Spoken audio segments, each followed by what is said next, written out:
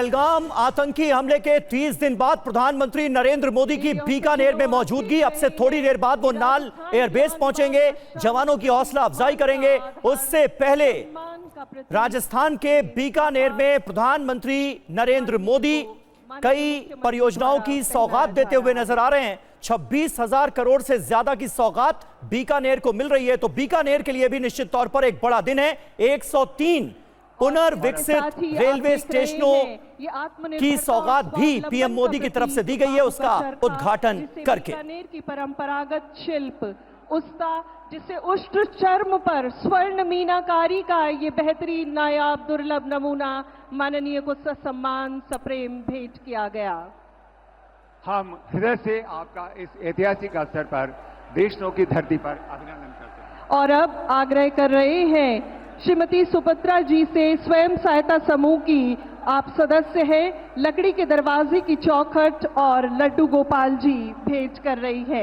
स्वयं सहायता समूह की तो सदस्य प्रधानमंत्री नरेंद्र मोदी इस वक्त मंच पर मौजूद हैं, जैसा कि हम आपको दिखा भी रहे हैं। और यहाँ पर प्रधानमंत्री नरेंद्र मोदी का पारंपरिक तरीके से स्वागत किया जा रहा। आप देखिए, प्रधानमंत्री को साफा भी दिया गया और वहां पर और इसके साथ ही हम मंच पर कर रहे हैं श्री मदन सिंह जी से, प्रधानमंत्री नरेंद्र मोदी का अभिवादन किया जा रहा है। राष्ट्रीय फुटबॉल टीम के कैप्टन हैं रहे और इसके साथ ही अर्जुन पुरस्कार से सम्मानित हैं।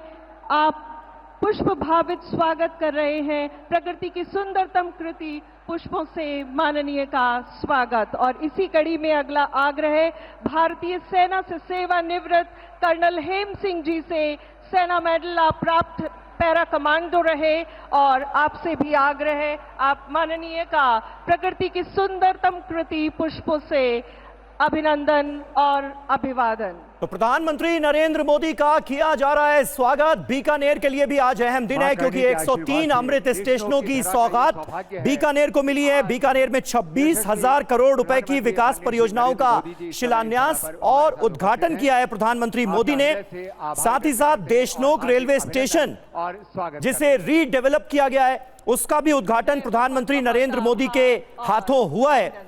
और एक और अहम बात, ये एक और बड़ी सौगात बीकानेर मुंबई एक्सप्रेस के तौर पर भी बीकानेर वासियों को मिली है। हफ्ते में एक दिन ये ट्रेन बीकानेर से मुंबई जाएगी और 1200 किलोमीटर से ज्यादा की दूरी 22 घंटों में तय करेगी। तो बीकानेर के लोगों के लिए ये एक निश्चित तौर पर बड़ी सौगात। इसके अलावा 18 राज्यों के 86 जिलों में 1,100 करोड़ रुपए की लागत से बने 103 अमृत स्टेशनों का भी वर्चुअली उद्घाटन पीएम मोदी ने किया है। संगम स्थली मां करणी की पावन धरा देशनोक और पलाना में भारत के यशस्वी, तपस्वी, युग पुरुष व कर्मयोगी प्रधानमंत्री एवं विश्व के सर्वाधिक लोकप्रिय नेता आदरणीय श्री नरेंद्र मोदी जी का हार्दिक स्वागत करता हूं। तो अर्जुन राम मेघवाल इस वक्त मंच पर उपस्थित हैं। प्रधानमंत्री नरेंद्र मोदी का थोड़ी देर पहले स्वागत सत्कार किया गया राजस्थान के पारंपरिक तरीके से, जिसकी तस्वीरें भी हमने आपको दिखाई हैं। थोड़ी देर में प्रधानमंत्री नरेंद्र मोदी का भी संबोधन होना है।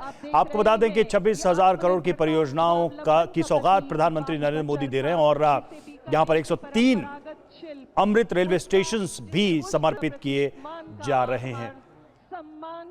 और हमारे साथ इस वक्त तमाम खास मेहमान मौजूद हैं। अवधेश जी, आपकी बात बीच में रह गई थी।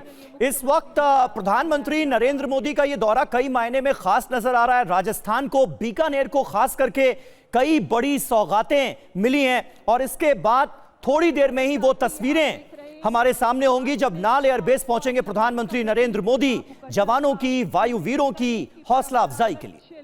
देखिए, इस समय 18 राज्यों के 86 जिले हैं जहां के जो रीस्ट्रक्चर हुए हैं स्टेशन, उनका उद्घाटन प्रधानमंत्री यहीं से वर्चुअली उद्घाटन कर रहे हैं बीकानेर से जी।